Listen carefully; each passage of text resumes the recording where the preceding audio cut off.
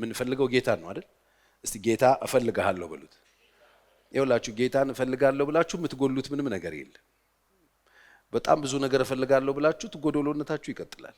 ገንዘብ ብትፈልጉ ጎዶሎነታችሁ ይቀጥላል። ጤና ብትፈልጉ ጎዶሎነታችሁ ይቀጥላል። የምትፈልጉት ዳር ብትፈልጉ ጎዶሎነታችሁ ይቀጥላል።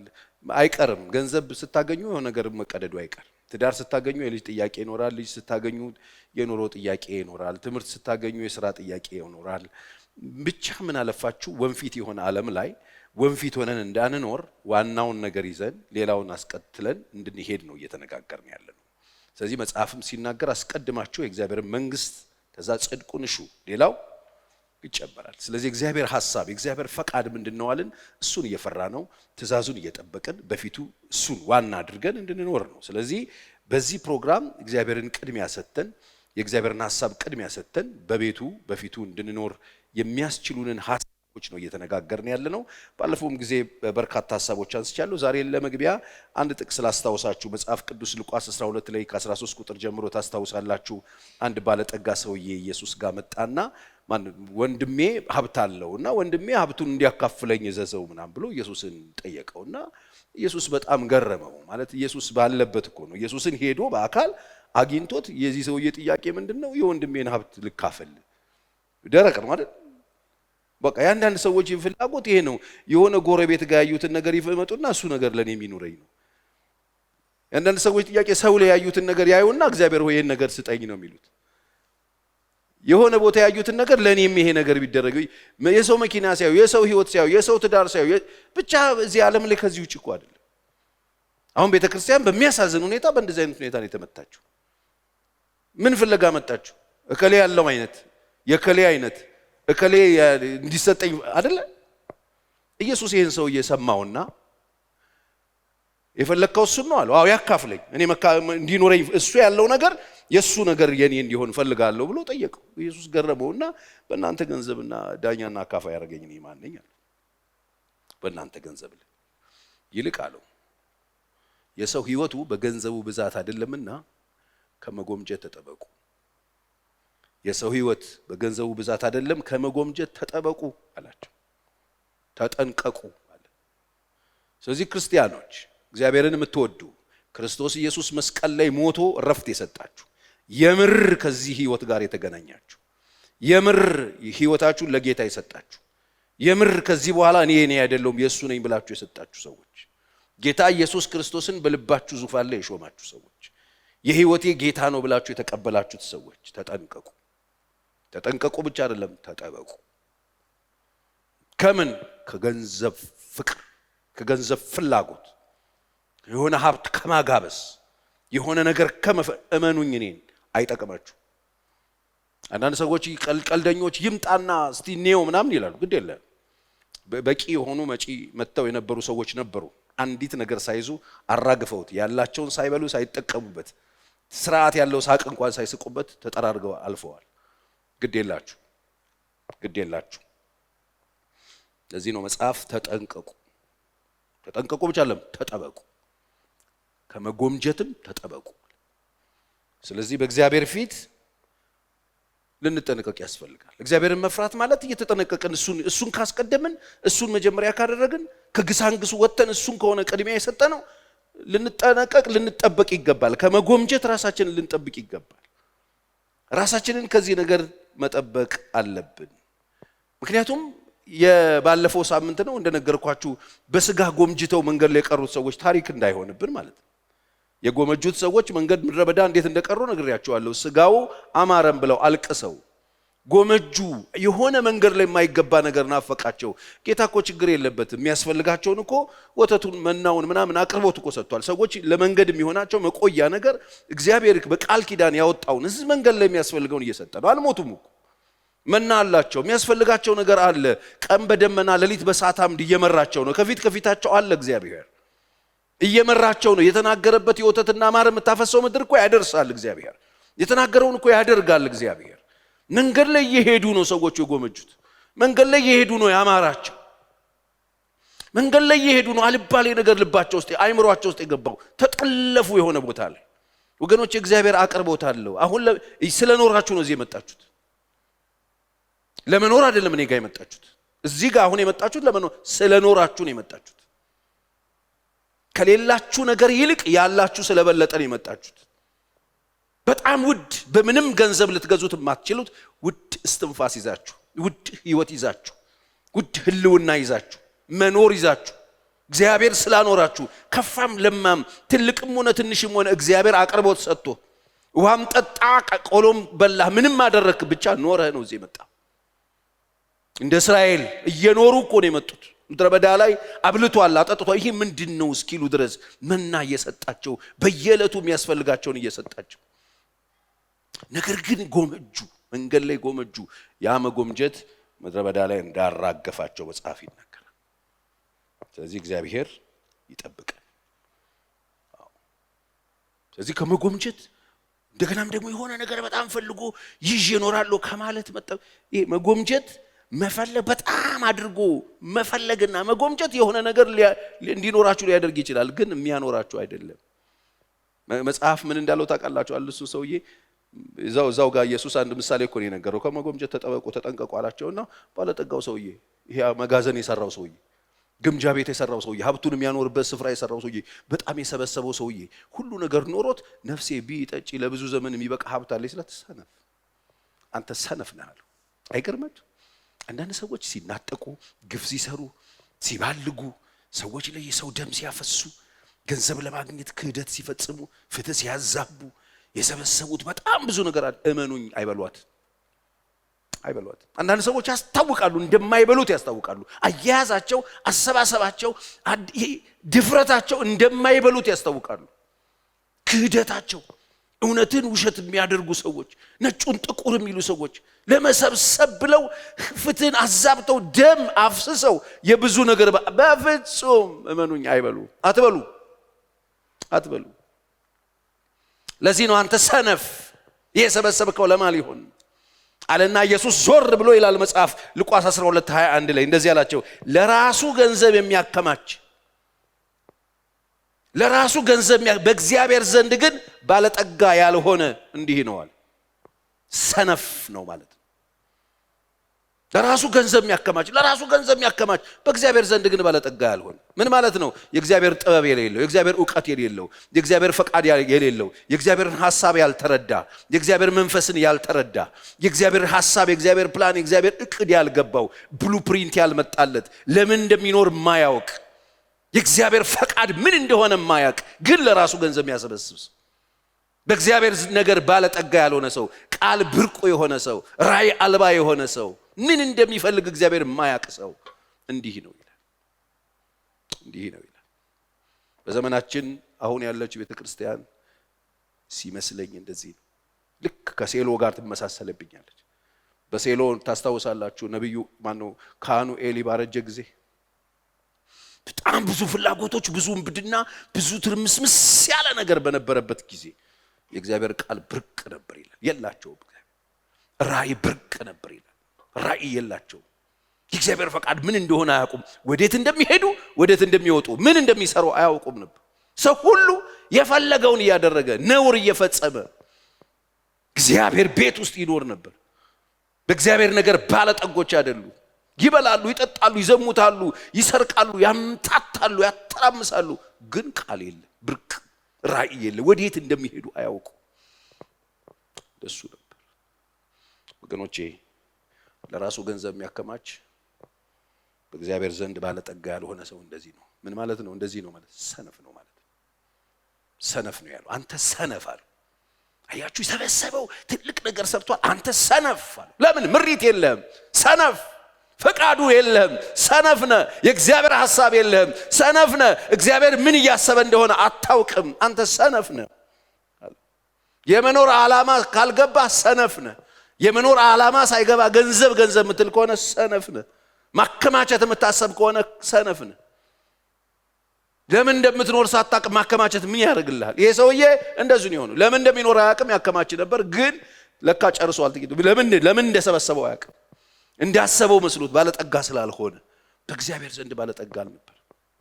ወገኖቼ አሁን ገንዘብ ደስታን አይገዛ ምናምን ያሉም ኩምክና ምናምን በተለያዩ ሚዲያ ላይ ታያላችሁ። እና እሱ ኩምክና እንዳይገዛችሁ ቀልድ እንዳይገዛችሁ እመኑኝ። የእግዚአብሔር እውነት ነው። በገንዘብ ረፍትን ለማግኘት የነፍስ ረፍትን ለማግኘት በጣም የምትተጋ ከሆነ መጽሐፍ ቅዱስ ሰነፍ ነህ ይላል። ነፍሴ ሆይ ያላት ረፊ ቢጠጪ በምኑ በሰበሰበው። የእግዚአብሔር ነገር እኮ አይደለም ገንዘብ የሰበሰበ ለራሱ ገንዘብ ያከማቸ በእግዚአብሔር ነገር ባለጠጋ ያልሆነ የሰበሰበ በሱ ለነፍሱ ረፍት የሚያስብ ሰውዬ እሱን ነው ሰነፍ ያለው መጽሐፍ። ወገኖቼ አሁን በጣም የጎደላችሁ ገንዘብ መስሏችሁ ገንዘብ ብታገኙ የምታርፉ ከመሰላችሁ እሱ ራሱ ስንፍና ነው። ስንፍና ነው። እሱን ይዘን አርፋለሁ ማለትም ስንፍና ነው። እንደገና ደግሞ እሱን መፈለግም ስንፍና ነው። ወገኖቼ እንደዘመር ነው እሱ ነው የሚሻላችሁ። የነፍሳችሁ እረፍት ያለው ኢየሱስ ጋር አሜን። የረፍታችሁ ምንጭ ራሱ እግዚአብሔር ነው። እግዚአብሔር ቤታችሁ ካለ ህይወታችሁ ውስጥ ካለ ሙሉ ናችሁ። እኔ በህይወቴ ተለማምጄ ስላየሁት ሙሉ ሆኜ ጤም ብዬ እግዚአብሔር በሰጠኝ ጸጋ የእግዚአብሔር ቃል ሲገለጥልኝ ሲበራልኝ መንፈስ ቅዱስ ሲናገረኝ ደስ ነው የሚል በዛ ማዕት ውስጥ በዛ መከራ በዛ ችግር በዛ ጭቆና በዛ መከራና ስቃይ ውስጥ ወጥቼ የብዙ ሰዎች መጽናናት ሆኛለሁ። የብዙ እንባ ይታበስ ነበር ድንቡሎ ሳሊዝ። ስለዚህ ገንዘቡ አልነበረም ረፍቱ ራሱ አሜን። ስለዚህ ጋጋታ መስሏችሁ ጋጋታ ለመሰብሰብ ያቀዳችሁ እየሮጣችሁ ያላችሁ ሰዎች ለነፍሳችሁ ረፍት አታገኙ። ነፍሳችሁ ተቅበዝብዛ ከሆነ ተጨንቃችሁ ከሆነ ግራ ገብቷችሁ ከሆነ የመኖር ትርጉም ጠፍቶባችሁ ከሆነ ለመኖራችሁ ትርጉም ይሰጣችሁ ገንዘብ አይደለም፣ ስራ አይደለም፣ ትምህርት አይደለም፣ እግዚአብሔር ነው። በእግዚአብሔር ነገር ባለጠጎች እግዚአብሔር ያደርጋችሁ። አሜን በሉኝ። አዎ ረፍት ነፍሴ ወይ ቢጠጪ ደስ ይበልሻል። በገንዘብ ደስታን መግዛት አስበህ ከሆነ መጽሐፍ እንደሚል ታውቃለህ። ገንዘብ ሰብስቤ በጣም ደስተኛ ሆናለሁ ብዙ ሀብት ቢኖር አንተን መጽሐፍ የሚል አንተ ሰነፍ ነው የሚል። ቢጠጪ ደስ ይበልሽ እላታለሁ አለ። ደስታ የለም አንተ ሰነፍ። በዚህ ዓለም ነገር ባለጠጋ ሆነ በእግዚአብሔር ነገር ደሃ የሆንክ ሰነፍ። በገንዘብ እውነተኛ ደስታ የምታገኝ መስሎ የምትሮጥ ሰነፍ። እሱን ነው ሰነፍ የሚለው። ስለዚህ ገንዘብ ብዛት በፍጹም ረፍትና ደስታ አይስጣችሁ። እኔ አይደለሁም ያልኩት እግዚአብሔር ነው ያለው። አንተ ሰነፍ አሉ። ለምን ይሄ ሰበሰብከው ለማን ሊሆን ነው? እንዴት ጨርሰሃል? ወጪ ነው።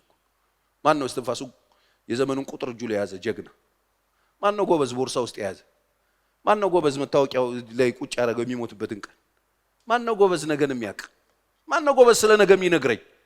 ማን ነው ጎበዝ ዛሬ ስለ ማህደሩ እርግጠኛ መሆን የሚችል?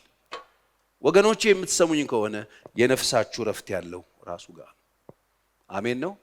ከእግዚአብሔር ተደብቆ ለመኖር ማሰብ፣ ከእግዚአብሔር ርቆ ተደብቆ ባለጠጋ ሆኖ አጠራቅሞ ገንዘብ ይዞ በጣም ያሳዝኑኛል። ብዙ ሰዎች ተደብቀው የሚያጠራቅሙ ተደብቀው ድንገት ሰርፕራይዝ ሊያረጉን የሚፈልጉ ሰዎች አሉ። በተለያየ ዓለም የሚኖሩ እዚህም አሉ።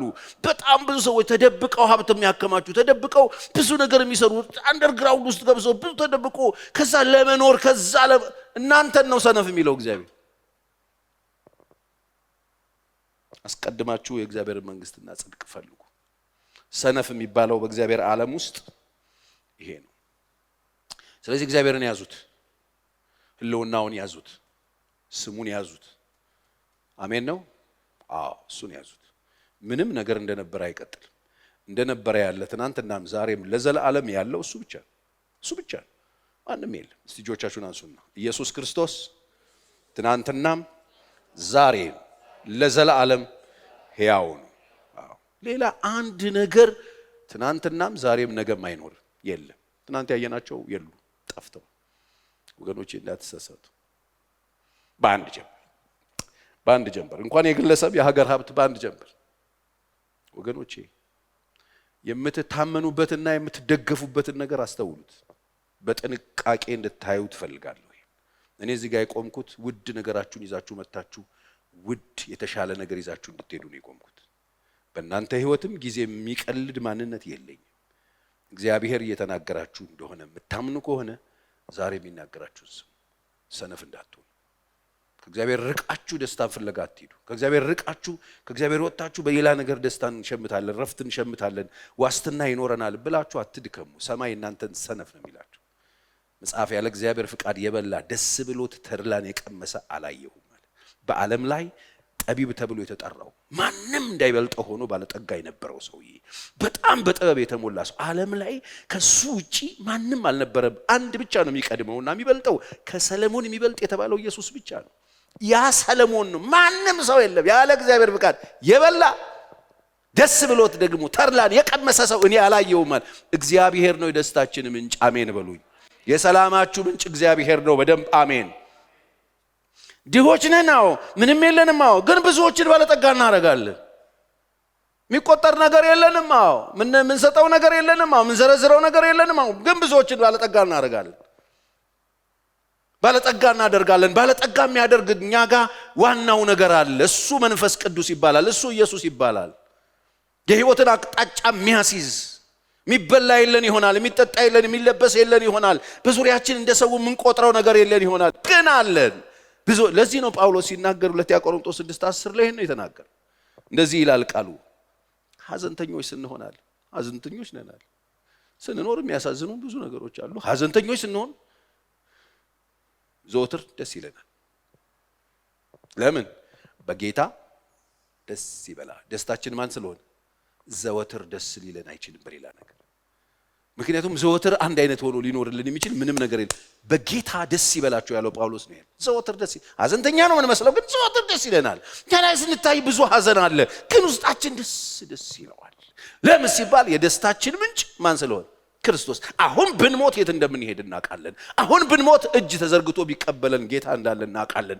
አሁን እዚህ ጋር ብናልፍ መስቀል ላይ መስዋዕት ሆኖ ራሱን አሳልፎ የሰጠን የገዛን ጌታ አለን፣ ባለቤት አለን፣ እረኛ አለን፣ የሚያየን አለ፣ የሚሰማን አለ፣ የምናየውን የሚያይ የሚነካንን የሚነካው አብሮን ያለ ጌታ እንዳለ እናውቃለን። በሱ ደስ ይለናል። ድሆች ስንሆን ብዙዎችን ባለጠጎች እናደርጋለን። አይገርማችሁ? በቃ ተቀይሯል እኮ። ደሃ ነው የምትባለው፣ አዎ ብዙዎች ግን ባለጠጋ ታደርጋለህ ይላል። እንዴት? ማስተዋል እንዲችሉ ትጸልይላቸዋለህ፣ አይናቸው ይከፈታል፣ ከምርኮ ታወጣቸዋለህ፣ የዘላለም ሕይወት እንዲያገኙ ታደርጋለህ። እንዳንተ ባለጠጋ አለ እንዴ? ድሆች ናቸው፣ አዎ ግን ብዙዎችን እስቲ ድሆች ስንሆን ብዙዎችን ባለጠጎች እናደርጋለን። ባለጠጎች እናደርጋለን። ባለጠግነት ምንድን ነው ብለናል? መጀመሪያ ማንን መያዝ ነው? ዋናው መያዝ፣ ክርስቶስን መያዝ፣ ሌላውም አስከታይ መሆን። ብዙዎችን ባለጠጎች እናደርጋለን። ክርስቶስ የሌላቸው ሰዎች ክርስቶስ እንዲኖራቸው፣ እግዚአብሔርን የማያውቁት እግዚአብሔርን እንዲያውቁት፣ የነፍስ እረኛ ያልነበራቸው ወደ እረኛቸው እንዲመለሱ፣ ወደ በረቱ እንዲገቡ፣ ከአምላካቸው ጋር እንዲገናኙ፣ ዘወትር ደስ እንዲላቸው እናደርጋለን። ድሆች ነን ግን ብዙዎችን ባለጠጋ እናደርጋለን። የባለጠግነት ሁሉ ቁልፍና ምንጭ የሆነውን ዘላለማዊ የሆነውን አምላክ ለሰዎች እንሰጣለን። ድሆች ስንሆን ብዙዎችን ባለጠጎች እናደርጋለን። አንዳች የሌለን ስንሆን ሁሉ የኛ ነው ይላል። አንዳች የለንም እኮ እስቲ ምንም የለን፣ ግን ሁሉ የማን ነው ይለናል? እስቲ ሁሉ የኔ ነው በሉ።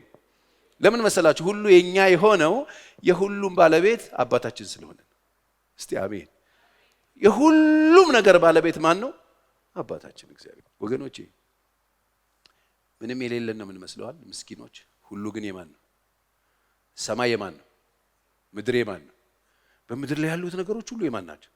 ለዚህ እኮ ነው መጽሐፍ እኔ ብራብ ለአንተ እነግርሃለሁ እንዴ ያለ እግዚአብሔር። በሺህ ተራሮች ላይ ያሉ ከብቶች የማን ናቸው? የኔ ናቸው። ሰማይ ዙፋኔ፣ ምድር የእግሬ መረጋጫ። እስትንፋስ ያለው ሁሉ የሚመገበው በእኔ አምላክ ነው፣ በእኔ አባት ነው። ለዚህ ነው አንተ እጅህን ትከፍታለህ፣ ህይወት ያለው ሁሉ ይጠግባል ይላል።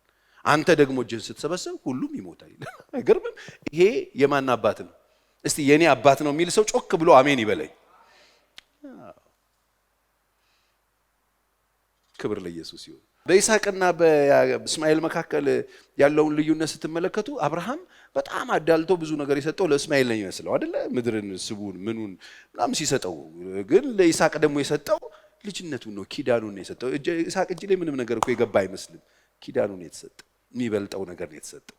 ክብር ለእግዚአብሔር ይሁን። ዛሬ እግዚአብሔር በእያንዳንዳችሁ ህይወት ላይ የሚበልጥ ነገር ሰጥቷችኋል። የሚበልጥ ነገር የሰጣችሁ ስሙን ነው። እስቲ አሜን። በሱ ስም እንድትጠሩ እግዚአብሔር ወዷል። ስለዚህ አባቴ እግዚአብሔር ነው የሚል ሰው በደንብ አሜን ይበለኝ። ለዚህ ነው ዮሐንስም ሲናገር ወንድሞች ሆይ የእግዚአብሔር ልጆች ተብለን እንድንጠራ አብ እንዴት ያለ ፍቅር እንደሰጠን እዩ አለ። ማለት ሰው እንዲገባው ፈልጓል። ማየት አለባችሁ አለ። ምኑን? አብ እንዴት አይነት ፍቅር እንደሰጣችሁ እዩ፣ የእግዚአብሔር ልጆች እንድትባሉ። ከዛስ አሁን ይልና የእግዚአብሔር ልጆች ነን ይላል ሶስተኛው መልእክት ላይ። አሁን የማን ልጆች? አሁን የእግዚአብሔር ልጆች ናችሁ ይላል። ማለት ምንድነው የምትነግረን ጆኒ? ምንድነው እያልከን ያለው ዮሐንስ? እምነግራችሁማ የእግዚአብሔር ልጆች ናችሁ። የእግዚአብሔር ልጆች የሆናችሁበት ምስጢር በገንዘብ አይደለም፣ በትምህርት አይደለም፣ በዘር አይደለም፣ በምንም አይደለም፣ በችሎታ አይደለም። የእግዚአብሔር ልጆች የሆናችሁበት ምስጢር በቀራንዮ መስቀል ላይ በፈሰሰው ደም ነው። ተዛስ አሁን የእግዚአብሔር ልጆች ነን እና ወደፊትማ ምን እንደምንሆን ገና አልተገለጠም ይላል። ምንድነው ያወራሃለው? ገና አልተገለጠም። ሰርፕራይዝ አለን። እንዴት? በቃ ሰርፕራይዝ አለ። አሁን የሱ ልጆች ነን። ወደፊት ገና ምን እንደምንሆን ቢገለጥ ግን ይላል እናየዋለን። እርሱን እንድንመስል እናውቃለን ይላል። ምን ማለት ነው? የሚሞተው የማይሞተውን ይለብሳል፣ የሚበሰብሰው የማይበሰብሰውን ይለብሳል። ሕያው እንሆናለን፣ ከክርስቶስ ጋር አብረን እንኖራለን። በሱም ደግሞ ይህን ተስፋ የሚያደርግ ሰው እርሱ ንጹህ እንደሆነ ራሱን ያነጻል። እንደ ዮሐንስ ደግ አስተማሪ የለም። ስለ ክርስቶስ ፍቅር በጣም የሚያስተምር ሰው ነው። እኔ ወንድሞቼ ልጆቼ እንድታውቁት የምፈልገው የእግዚአብሔር ልጆች የሆናችሁበትን ምስጢር ነው ብሎ ቆሎ ያስተምራል። ስንቶቻችሁ ነው ይሄ ምስጢር የገባችሁ? አሁን እዚህ ጸሎት ቤት የተሰበሰባችሁ ወንበር ላይ ቁጭ ያላችሁ ሰዎች የማን ልጆች ናችሁ? ለዚህ እኮ ነው በአክብሮት የማስተምረው። የእግዚአብሔር ልጆች ምን አይነት ልጆች? የገባውና ያልገባው አለ። አንዳንድ ቡላ ልጅ አለ ዝም ብሎ የሚዞር አባቱን ማያቅ በቃ ገና ያልገባው ዝም ብሎ የሚሽከርከር አመዳም ልጅ አለ። አንዳንድ ጊዜ ዮናስ አሰዳቢ ያለ ወላጅ አሰዳቢ ልጅ አለ። ዝርክርክ ልጅ አለ። አባቱን በትክክል አባቱን ክብር የሚጠብቅ ህይወት ማይኖር። ወደዳችሁ ጠላችሁ አባታችሁ እግዚአብሔር። ለዚህ ነው ዮሐንስ አሁንም በመልእክቱ ወንጌሉ ላይ ሲጽፍ 1:12 ለተቀበሉት ሁሉ አብራችሁ በሉልኝ በስሙ ለሚያምኑ ለነዚህ የማልጆች የእግዚአብሔር ልጆች የሆኑ ዘንድ ምን ሰጣቸው? ስልጣኑ ሰጣቸው። እነሱ ከእግዚአብሔር ተወለዱ እንጂ ከወንድ ፈቃድ አልተወለዱ። አይገርምም? ከአባት መወለድን ክዶልሃል መጽሐፍ ቅዱስ። የኔ ልጅ ነው ብሎ ቁጭ ነው። ይሄን ያመነ ሰው በደንብ አሜን ይበልኝ እስቲ። አባቴ እግዚአብሔር ነው በሉኝ። አትፍሩ። እግዚአብሔርን ከፈራችሁት በቂ ነው። እግዚአብሔርን ፈርታችሁት ከኖራችሁ ባዶ ብትሆኑ ብዙዎች ባለጠጋ ታደርጋላችሁ። ባዶ ብትሆኑ ብዙዎችም በእናንተ ይነሳሉ። ኢየሱስ ክርስቶስ በሥጋ ወራት በምድር ላይ ሲኖር ምን ነበረው? አንዳንዶች ሰዎች ኢየሱስን የሌለ ነገር ሰጥተውት ኖ ምንም አልነበረውም። እነ ሰሎሜ እነ ማርያም በገንዘባቸው ያገለግሉት ነበር ይላል መጽሐፍ። ምስኪን በቃ ያገለግሉት ነበር፣ ምንም አልነበረው። ለዚህ ነው ያ ሰው ሊከተል ሲለው የሰው ልጅ የሰማይ ወፎች ጎጆ አላቸው፣ ቀበሮ ጉድጓድ አለው። የሰው ልጅ ግን ራሱ የሚያስጠጋበት የለውም። ወደድክም ጠላህም አልነበረው። በምድር ህይወት ሲኖር እና ችስታ ነበር ማለት ነው። ዓለምን የሚያድን ዘላለም በውስጡ ይዞ እኮ ነው። እሺ ለዚህ ነው አንተ የአይሁድ ንጉሥ ነህ።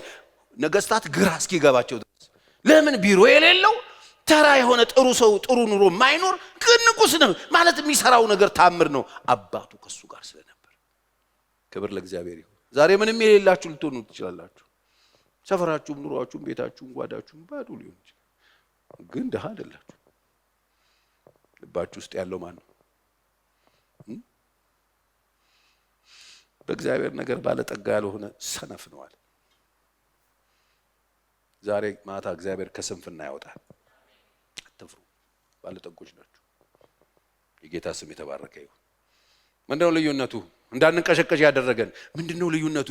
እርፍ ብለን እንድንኖር ያደረገን ኑሮ ይበቃኛል ብለን ነው። ኑሮ ይበቃኛል የሚል ሰው እግዚአብሔርን መምሰል እጅግም ማትረፊያው ነው።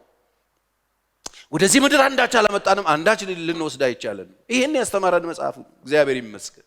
በቃ እግዚአብሔር ነገረን፣ ሚስጥሩን ነገረን። በእግዚአብሔር ነገር ባለጠጋ ሆነን እና ምንድነው ያረጋጋችሁ? ያረጋጋንማ አንድ ነገር ይዘን አልመጣንም። አንድ ነገር ይዘን መሄድ አንችልም።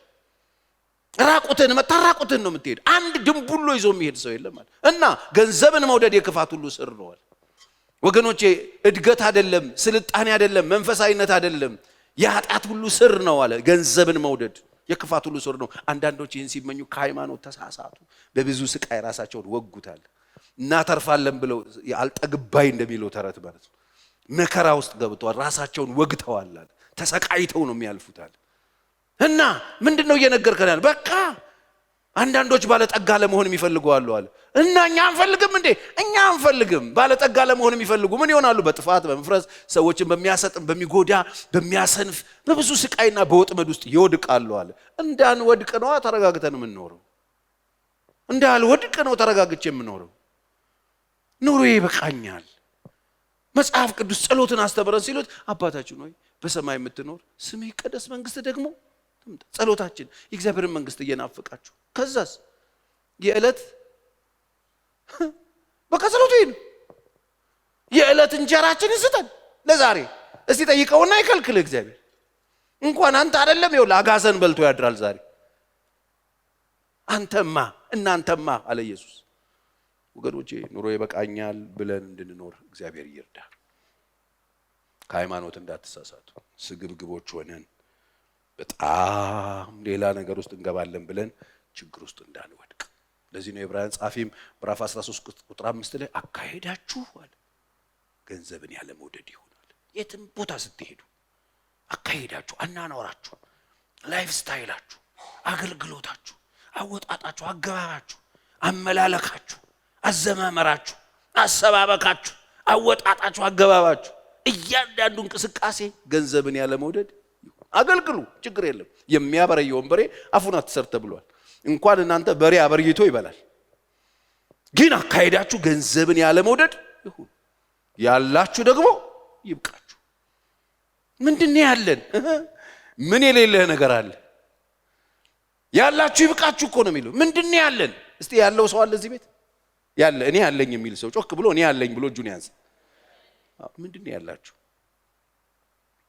ያላችሁ ይብቃችሁ። ማስተር ኪው ነው እኛ ጋር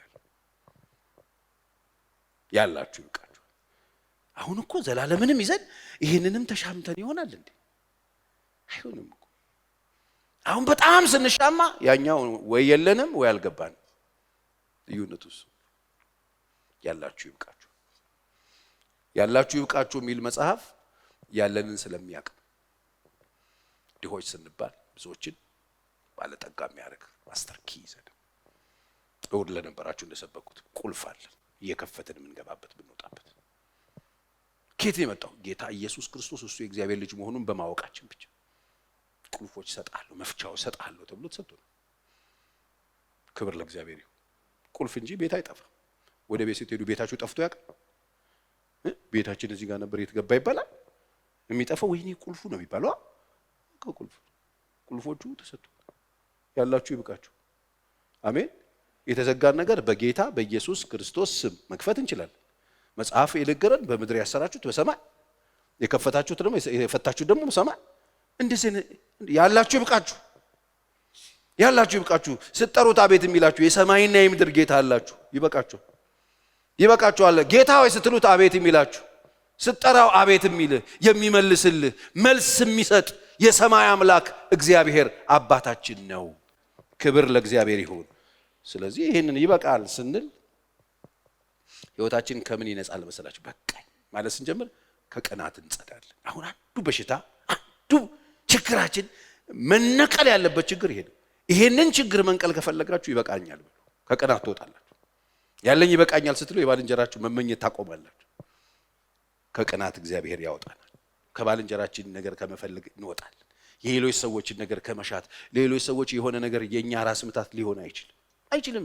ጤነኛ ህይወት ኖራችሁ እንድትጨርሱ ነው እያወራው ያለሁት። ያ ምቀኛ ወንድም መጥቶ ኢየሱስን ሲል መጎምጀት ነው። ተጠንቀቃል። በሀብቱ በገንዘቡ ብዛት ደስታ ያለ መስሎ ነው ጎምጅተ ነው ተጠበቃል። የሰው ህይወቱ በገንዘብ ብዛት ተመጎምጀት ተጠንቀቁ አለ ኢየሱስ። ስለዚህ በህይወታችሁ በጣም መጎምጀት፣ ቅናት፣ ምቀኝነት፣ የሰው ነገር መፈለግ ካለ እሱም በሽታ ቅናት ይባላል። እሱን የሚነቅልላችሁ ኑሮ ይበቃኛል። እስቲ ያለኝ ይበቃኛል በሉ። ኑሮዬ ይበቃኛል በሉኝ። እንደሱ ነው የሚለው መጽሐፍ ስለሚል እግዚአብሔርን ስንፈራው ከቅናት የጸዳ ህይወት እንኖራለን። ዘጸአት ምዕራፍ 20 ቁጥር 17 የባልንጀራህን ቤት አትመኝ ይላል። አትመኝ፣ የባልንጀራህን ቤት አትመኝ፣ የጓደኛህን ቤት አትመኝ፣ የሌሎች ሰዎችን በቃ አትመኝ። ባልንጀራ ማለት በአንተ አይን ርቀት የምታየው የምታውቀው አትመኝ። የባልንጀራህን ነገር አትመኝ። የባልንጀራህን ሚስት ሎሌውንም ገረዱንም ሚስቱንም ገረዱንም በሬውንም ማለት ስራውን፣ ስራ አስኪያጆቹን፣ ያለውን ቢሮ ምናምን፣ በሬውን፣ ገበሬውን፣ እርሻውን፣ እረኛውን ማለት ነው፣ በሬውን፣ አህያውን፣ ከባልንጀራ ገንዘብ ሁሉ ማናቸውንም ምን አትበል።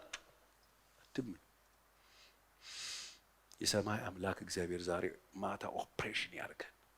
እነዚህ ነገሮች ውስጣችን ካሉ አንደኛ አንድ የተሳሳት ነው፣ ያለንን አላወቅን። ያለንን ስናቅ አናየውም ጨርሱ።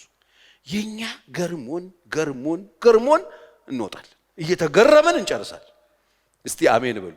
ኑሮዬ ይበቃኛል በሉ እስቲ። ለምንድን ነው እንደሱ ምትለምባስ? በቃ ኑሮ በቃኝ ስትሉ መጽሐፍ ቅዱስ አምላኬ ያለ ጳውሎስ ፊልጵስዩስ 4:19 ላይ አምላኬም እንደ ባለጠግነቱ መጠን። የኔና የናንተ አምላክ በጣም ባለጠጋ ነው። ሁሉም ነገር የሱ ነው። ሁሉም በእጁ ነው። ሁሉም በደጁ ነው። እንደ ባለጠገቱ መጠን በክብር በውርደት አይደለም፣ በክብር በማ በኩል በክርስቶስ ኢየሱስ ምን የሚያስፈልጋችሁ። አሁን ልዩነቱ እዚህ ጋር። አሁን የምትፈልጉትንና የሚያስፈልጋችሁን ለዩ። የኔ አባት ባለጠጋው ጌታ ለልጆቹ በትክክል ለገባቸው አባታቸው እግዚአብሔር እንደሆነ ለተረዱ ልባቸውን ከፍተው ንጉሳቸው ላደረጉት አንተ የኔ ነህ በቂዬ ነህ አንተ አለህኝ ብለው ለሚኖሩ የሚያስፈልጋቸውን የሚለው የሚያስፈልጋቸውን ሁሉ ይሞላባቸዋል። ዛሬ ማታ በኢየሱስ ስም ይሙላባችሁ። የሚያስፈልጋችሁን ሁሉ እግዚአብሔር ይሙላባችሁ። የምትፈልጉትን አይደለም። አሁን ትልቁ በሽታ በቃኝ እንዳንል ያደረገን የምንፈልገው ብዛቱ። አውጪ ሲባል ምን ነው ብዛቱ? የምንፈልገው ነገር ብዙ ነው። ምናልባት ከምንፈልገው ነገር መካከል በዚህ ቀን በዚህ ማታ በነገው ዕለት ምኑም አያስፈልገንም። ይሄን የሚያስፈልጋችሁ ባለጠጋው አባት የሚያስፈልጋችሁ እስራኤልን ከግብጽ ሲያወጣ የሚያስፈልጋቸው ደመና ሲያስፈልግ ደመና፣ የእሳት አምድ አቅርቦት፣ ውሃ ሲያስፈልግ ውሃ አለ። በምድረ በዳ ኬት ከድንጋይ ውስጥ ወጥቶ ይሰጣል። አስፈላጊ ሲሆን እርዳታ ይረዳል። በጠላት ፊት ሞገስ ይሰጣል። እንዳይጠወልጉ ይረዳል። ልብስ እንዳያልቅባቸው ያደርጋል። አይገርምም? ጫማቸው አላለቀም፣ እግራቸው አላበጠም። የሚደንቅ እኮ ነው። ታምር እኮ ነው። ምን ያስፈልጋቸው? ይሄ አምላክ የኔ ነው የሚል ሰው በደንብ አሜን ይበል። ይሄ እግዚአብሔር ነው፣ የኛ እግዚአብሔር። ኑሮ ይበቃኛል ስትሉ እሱ የሚያስፈልጋችሁን ነገር ያውቃል። አሁን ከምትፈልጉት መንጭቁና ወጡና የሚያስፈልጋችሁ ምን እንደሆነ ወቁት። አሁን ምንድነው የሚያስፈልጋችሁ? እሱን እንደዛውም በክብር በውርደት አይደለም፣ በውሸት አይደለም፣ በስንፍና አይደለም፣ በስርቆት አይደለም። በሚያስፈልጋችሁን ሁሉ ይሞላባችኋል። እስቲ እጆቻችሁን አንሱ። በጌታ በኢየሱስ ክርስቶስ አምላኬ እንደ ባለጠግነቱ መጠን በክብር በክርስቶስ ኢየሱስ የሚያስፈልጋችሁን ሁሉ ይሙላባችሁ። በደንብ አሜን በሉ።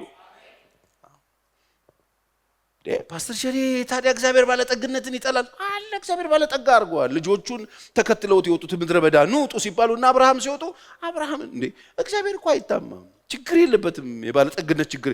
ባለጠግነቱ ግን ቅድሚያ እግዚአብሔርን አድርገ ነው ሲሆን ጥሩ ነው። አብርሃም ፍጹም እግዚአብሔርን ይወድ የነበረ ታውቃላችሁ፣ የሁላችን አባት ብሎ እግዚአብሔር የጠራው አብርሃምን እግዚአብሔር ባርኮታል። ሲባረከው በምን ባረከው መሰላችሁ? በከብት ባረከው፣ በብር ባረከው፣ በወርቅ ባረከው፣ ባለጠጋ አደረገው እግዚአብሔር። ለምን እንዳደረገው ያውቃል እግዚአብሔር። ለምን የአብርሃም ልብ የተወሰደው፣ የአብርሃም ልብ የተማረከው፣ የአብርሃም ልብ የተያዘው፣ የአብርሃም አይን የሚያየው ድንኳን ሰርቶ ሜት መስራት እየቻለ መቀለስ እየቻለ ነው እንደ እንግዳ እንደ መጻተኛ። ለምን? አንድ ጊዜ እግዚአብሔር ልቡን አግኝቶታል። አብርሃም የኖረው እግዚአብሔር መሰረቷን የሰራትን ከተማ እያሰበ ነው ይለናል የዕብራውያን ጻፊ። ደሃ ነው አይደለም፣ ባለጠጋ ነው። ባለጠግነቱን ታስታውሳላችሁ። ኤሌዘር ሲነግርለት እነ ርብቃ ቤት የሄደ ጊዜ እሱን ቃል አንብብላችሁ ዘፍጥረት 13:2 እና ዘፍጥረት 24:35 አብርሃምን በከብት በብርና በወርቅ እጅግ በለጠገ ይላል ዘፍጥረት 13:2። ዘፍጥረት 24:35 እግዚአብሔር ጌታዬን አለ ኤሌዘር እነ ርብቃ ቤት ሄዶ ሲናገር ጌታዬ የሚለው አብርሃምን ነው። ምንድነው እሱ የተላኩበት ጌታዬ ምንድነው ይለናል? እጅግ ባረከው ማ እግዚአብሔር። በቃ ይባርካል እግዚአብሔር። ሲባርክ ግን መጀመሪያ ተባርከ ስትባረክ ጥሩ ነው። አሜን። መጀመሪያ አርፈ ስትባረክ ጥሩ ነው። መጀመሪያ ቀልብ ተቀልቦ ስትባረክ ጥሩ ነው። ገንዘብ ያለ ግንዛቤ፣ ገንዘብ ያለ ጌታ ከመጣ አደገኛ ነገር ነው። አብርሃም መጀመሪያ በእግዚአብሔር አልቆለት ነበር።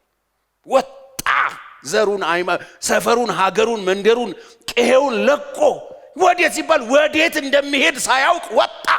ለሰማው ድምጽ ምላሽ ለመስጠት ወጣ። ተማምኖበት ወጣ። በቃ በእግዚአብሔር ፍቅር ተያዘ መጀመሪያ። እግዚአብሔር ግን ባረከው። ጌታዬን እጅግ ባረከው፣ አገነነው። በጎችን፣ ላሞችን፣ ብርን፣ ወርቅን፣ ወንዶች ባሪያዎችን፣ ሴቶች ባሪያዎችን፣ ግመሎችን፣ አህዮችን ሰጠው። ማ እግዚአብሔር ከፈለገም ችግር አለበት። ክርስትና ማለት ድሃ ሆነ እያከክ በቃ ድሃነን ብዙዎች ባለጠጋ እናደርጋለን ብለን በባዶ መኖር ብቻ አይደለም። ከፈለገ እግዚአብሔር ይሄው ምሳሌዎቻችን አብርሃም፣ ይሄም ብቻ አይደለም ልጁ ይስሐቅን ኃይለኛ ረሃብ በነበረ ጊዜ ሀገር ሁሉ መሬቱን እየጣለ ሰፈሩን ቀየውን እየጣለ ሀገር እየለቀቀ ሲወጣ ይስሐቅም ለመልቀቅ ሲወጣ ቁጭ በላለው ወይም እንዳትሄዳለው እግዚአብሔር በጣ የአብርሃም ያባቱ አምላክ የነ የምትሄደዋል። ይሄው ድርቅ እኮ ነው ችግር ነው እንዴት ነው የሚኖረው ሲባል እኔ እኮ ነኝ አምላክ የትም ችግር የለም። በምድረ በዳ ውስጥ እኔ መባረክ ይችላል፣ በድርቅ ውስጥ እኔ መባረክ ይችላል ይላል መጽሐፍ። በዛው ዓመት እግዚአብሔር ይስሐቅን 100 እጥፍ ባረከው ይላል። ሀገር ሁሉ ለቆት የሚሄደው ቦታን ማለት ከፈለገ እግዚአብሔር ምድረ በዳውን መጥቶ ለምለም ያደርገው። አይገርምም? እንደሱ ነው የሚለው ይስሐቅ ዘፍጥረት 26:12-13 ይስሐቅም በዚያች ምድር ዘርን ዘራ ይላል። ቤቱ ድርቅ ባለበት፣ መከራ ባለበት፣ ችግር ባለበት፣ ሰው እየሸጠ የሚሄድበት፣ ሰው እየጣለ የሚሄድበት ሀገር ላይ ዘር ዘራ ይላል። በድርቅ ዘራ። በዚያም ዓመት 100 እጥፍ አገኘ። ስንት እጥፍ? ማን ነው ዘርን የሚባርክ? እግዚአብሔርም ባረከው። ታማኝ ሆኑለት እንጂ ከሱ ጋር ቆሙለት እንጂ እሱን ቅድሚያ ስጡት እንጂ እግዚአብሔርን ተማመኑበት እንጂ አባታችሁ እንደሆነ ወቁ እንጂ። እግዚአብሔር እናንተን ለመባረክ ደመና አያስፈልገው፣ ዝናብ አያስፈልገው፣ የተመቻቸ አየር አይፈልግም። የሰማኝ አሜን ይበል። እግዚአብሔር ይባርካል ከፈለገ እግዚአብሔር። የሚገርም ነው። እግዚአብሔርን ባረከው፣ ባለጠጋም ሰውም ሆነ። እንዲህ እግዚአብሔር ባለጠጎች አሉት። እግዚአብሔር በቃ ባለጠጋ ሆነ። ከማ የተነሳ? ከእግዚአብሔር በረከት የተነሳ። ይስሐቅ ባለጠጋ የሆነው ብዙ ገንዘብ ስለሰበሰበ እግዚአብሔር ስለባረከው ነው። እግዚአብሔር ሲባርክ ባለጠጋ መሆንና ዝም ብለህ አግበስብሰ ባለጠጋ መሆን ይለያያል።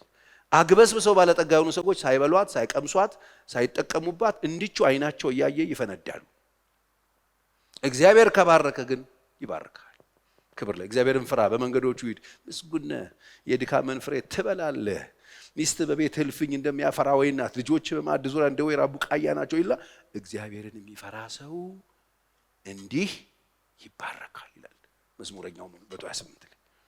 እግዚአብሔርን የሚፈራ ሰው ተማመንበት፣ ፍራው እንጂ እንዲህ ለምን የድካምን ፍሬ በድርቅን የዘራሁት አብሮ ይቃጥ ነው። ባረከው፣ በዛው ዓመት እጅግ ባረከው። ባለጠጋ ሰውም ሆነ እጅግ እስኪበልጥ ድረስም እየጨመረ ይበዛ ነበረ። የበግን፣ የላምን፣ የከብትን፣ የሎሎችን እጅግ በዙለት። የፍልስጤም ሰዎች ምን አረጉበት? ቀኑበት ይላል። ይኸውላችሁ እግዚአብሔር ከእናንተ ጋር ሆኖ ሲባርካችሁ በጣም መልካም። እግዚአብሔር ከእናንተ ጋር ሳይሆን አግበስብሳችሁ የተባረካችሁ ስትመስሉ እሱ አደገኛ ነው። ይሄ ተባረክንበት ያላችሁት ነገር እናንተን ይቅማችኋል። ተባረክንበት ያላችሁት የሰበሰባችሁት ነገር ይበላችኋል። በተራ ሰውነታችሁ ላይ ያለውን አካል ክፍል ገነጣጥሎ ይበላዋል። ወቁ። እግዚአብሔር ሲባርካችሁ ግን የተሰበሰበውን ነገር ትበሉታላችሁ፣ ታበሉታላችሁ፣ ትጠጡታላችሁ፣ ታስጠጡታላችሁ። ሌሎች ሰዎች ይጠቀሙበታል፣ እናንተም ትጠቀሙበት። ደስ ብሏችሁ ሐሴት አድርጋችሁ ትሄዱበታላችሁ። እግዚአብሔር እንደዚህ ይባርካችሁ። የሰማኝ በደንብ አሜን ይበል። የሚገርም ነው። በዚያ ዓመት 100 እጥፍ ባረከው ይላል። ይሄ ብቻ አይደለም። ለዮሳፍጥም እንደዚሁ ብዙ ብልጽግናና ክብር ሰጠው። እግዚአብሔር ልጆቹን መባረክ ከፈለገ ይሰጣል። ዮሳፍጥም ባረከው ይላል። ሁለተኛ ዜና 18:1 ለዮሳፍጥ ብዙ ብልጽግናና ክብር ነበረው፣ ለአካብም ጋብቻ ሆነ እያለ ይቀጥላል። የኢየሱስ ደቀ መዛሙርትን የአርማቴዎስ ዮሴፍ የሚባለው ሰው ባለጠጋ ነበር። ታውቃላችሁ። ከኢየሱስ ክርስቶስን ሬሳውን ጠይቆ መቃብሩ ምናምን የተከሸነ መቃብር ከመሞቱ በፊት የነበረው የራሱ ታውቃላችሁ። በቀባካችሁ ሰጡኝ ብሎ ሽቶ ከርቤ ምናምን ቀባብቶት መከፈኛው ምናምን ወስዱ ከኢየሱስ ሄዶ ከመንግስት እኔ ስርዓቱን እፈጽማለሁ ስጡኝ ብሎ የወሰደው ባለጠጋ ነበር ይላል። ደቀ መዝሙር ከኢየሱስ ጋር ሆኖ ባለጠጋም ይኮናል እላችሁ። ባለጠግነታችሁን ግን ምን እንደምትሰሩበት ወቁ። አሜን አትሉ?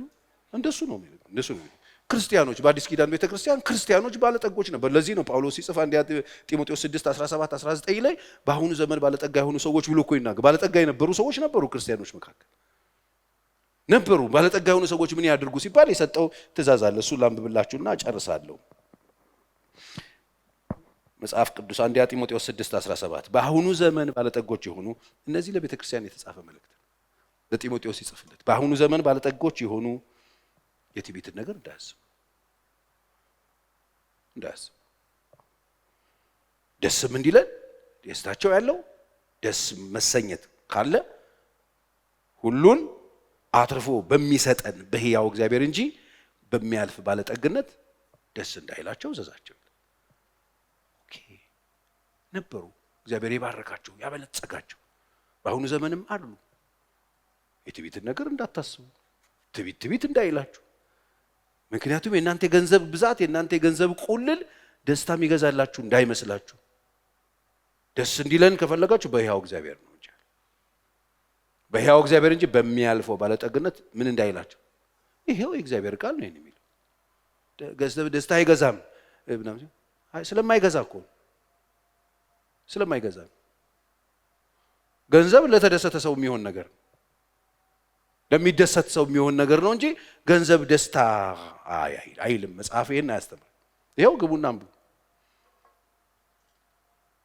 በሕያው እግዚአብሔር እንጂ በሚያልፍ ባለጠግነት ምን እንዳይለን ደስ እንዳይላቸው እዘዛቸው ይላል። ይሄው እያዘዝን እግዚአብሔር ቃል ከተናገረ ተናግሯል፣ አለ ካለ ብሏል። ስለዚህ ዛሬ ፓስተር ቸር ምን ልትነግረን ነው? ልነግራችሁ የፈለኩት ሰብሰብ በሉ፣ ከቅናት ውጡ፣ አትጎምጁ፣ ይበቃችኋል። ያላችሁን ወቁት። በእግዚአብሔር ፊት የሚያስፈልጋችሁ መስጠት የሚችል አምላክ አላችሁ። ተሰብስበን በጋራ እንፈልገው የምንለው አምላክ አይደለም አይደለም። እንደነዛ በልተው ጠጥተው እቺ ልንገራችሁ፣ በልተው ጠጥተው ያ ሁሉ ህዝብ በልቶ 12 መሶብ ከተነሳ በኋላ በልተዋል እኮ ትናንትና አብልቷቸዋል። ከምንም ነው ያበላቸው ያውቃሉ። በማግስቱ መጥቶ ሰጠን ሲሉት የለም አላቸው። ገረሙት። ማለት የመጡበት ሞቲቭ ልክ ስላልሆነ ሆድ ይዘው መጡ። እሱ ጋር ኢየሱስ ጋር ሆድ ይዛችሁ አትምጡ። ሆድ ይዘው ሲመጡ የለም ዛሬ ያለ ለኔ ሆድ ነው የምትሰጡኝ? እኔ ልብህን እንጂ አንተን እንጂ ሆድህን ነው የምፈልገው? የለም። ለምንድን ነው ማሰጠን? አንድ ጊዜ ብቻ አድርግ። ሙሴ ይበሉ ዘንድ በምድረ በዳ መና ሰጥቷቸው የለ ቃል ጠቅሰው ሊያስደርጉት የለም ዛሬ ያለ የለም። ስለበላችሁ ነው የመጣችሁ፣ ስለጠጣችሁ ነው የምትፈልጉኝ አይደለም አሉት። ነው ይልቅ ለሚጠፋ መብል አትስሩ አለ ኢየሱስ። ለሚጠፋ መብል አትስሩ፣ የሰው ልጅ ላዘጋጀው ለዘላለም ሕይወት ብትሰሩ ይሻላችኋል። ለምን? ኢየሱስ እየሰበሰበ ያባዛ ክርስቲያኖችን ከሱ ጋር የሚሰበሰቡትን በስነ ስርዓት በቃ እየበዛ አሳ በልተው ጠጥተው በዚህ በኩል 6 አሳ በዚህ በኩል 6 አሳ በዚህ በኩል 6 አሳ ያንቀረቀቡ እንደዚህ በአሳ እየተጫወቱ በቂጣ እየተጫወቱ እኛ ቤት ጥጋብ ነው እያሉ እየዘመሩ እንዲኖሩ አልመጣም። ልጆቹን ሰብስቦ በየጠዋቱ ታምራት እየሰራ ሆዳቸውን ሞልቶ ቦርጭ በቦርጭ አድርጎ ሁሉ ወፋፍራም ሆኖ እንዲኖር አልመጣም። ራሱ ሊሰጣቸው ነው የመጣው። አልገባቸውም። እነሱ እዛ ሲያጠምዱ መጣ፣ አስተማራቸው። ሲሰበስቡ ማኔጅ ማድረግ የማይችሉትን አሳ ሰብስበው ሲመጡ እሱ ሄደ። እሱ ሲሄድ ጥለው ተከተሉት ነው የሚለው መጽሐፍ። ዋናው ሄደ፣ ይሄንን ያደረገላቸው መረቡን ጣሉትና ተከተሉት ይላል ኢየሱስ። ወገኖቼ ያላችሁ ይብቃችሁ። ከገንዘብ ፍቅር ራሳችሁን ጠብቁ። ክርስቲያኖች ወደ እግዚአብሔር ቤት ስትመጡ እሱን ፈልጉት። እሱ ምን ያደርግልናል? የሚያስፈልጋችሁን ያደርጋል። ከዛ ውጪ ምንም አያደርግላችሁ። ኩሊ ለመሆን አትፈልጉ። ወዛደር ለመሆን አትፈልጉ። ሰይጣን ያሸክማችኋል፣ ችግር የለበትም። በጣም ብዙ ሰዎችን አሸክሟቸዋል።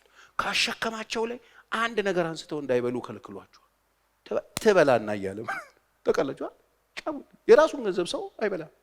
በራሱ ገንዘብ ሱሪ ከገዛ 2 ሳምንት ታሞ ይተኛል። ገንዘቤን ጨፈጨፍኩት ብሎ ክፉ ያሸከማቸው ሰዎች ሲጠቀሙበት አተው።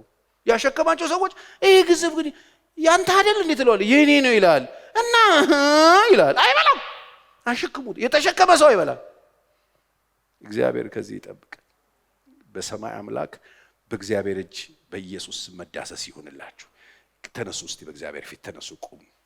መንፈስ ቅዱስ እባክህ እነዚህ ሰዎችን ቅዱሳን ሴትና ወንድ ልጆችን ሁሉ አሁን በሚያስፈልጋቸው ነገር ባርካቸው። አምላኬ እንደ ባለጠግነቱ መጠን በክብር በክርስቶስ ኢየሱስ የሚያስፈልጋችሁ ሁሉ ይሙላባችሁ። ዛሬ በልባችሁ ውስጥ ጨለማ የወረሰው እውነት፣ በልባችሁ ውስጥ ጨለማ የወረሰው ብርሃን፣ በልባችሁ ውስጥ እግዚአብሔር ያስቀመጠው የዘላለም ቁልፍ፣ ይሄ የዘላለም ሕይወት ደስታ በኢየሱስ ክርስቶስ ስም እንደ ሕይወት ውሃ ወንዝ ከወዳችሁ ይፍለቅ። የሕይወት ውሃ ወንዝ ከወዳችሁ ይፈልቃል ተብሎ እንደተጻፈ በኢየሱስ ስም ከወዳችሁ ይሄ የሕይወት ወንዝ ይፍለቅ። ይሄ ወንዝ ይፍለቅ በኢየሱስ ስም። ዘራችሁን፣ አካባቢያችሁን፣ ምድራችሁን፣ ሰፈራችሁን፣ የሚያውቋችሁን የማያውቋችሁን የሚያጥለቀልቅ የደስታ ባህር ከወዳችሁ ይፍለቅ። ይህንን እውነት የሚሰሙትን ሁሉ ዳሳቸው። አምላኬ እንደ ባለጠግነቱ መጠን በክብር በክርስቶስ ኢየሱስ የሚያስፈልጋችሁን ሁሉ ይሙላባችሁ። እጅህ በሕዝባችን ላይ ትሁን፣ በትውልድ ላይ ትሁን። በእያንዳንዳችን ላይ ይህንን ተአምራት እንድታደርግ እንለምንሃለን። ጠብቀን፣ ፍጻሜያችን በቤትህ ይለፍቅ። አንድ ቀን በክብር በፊትህ እንድንገናኝ እርዳን።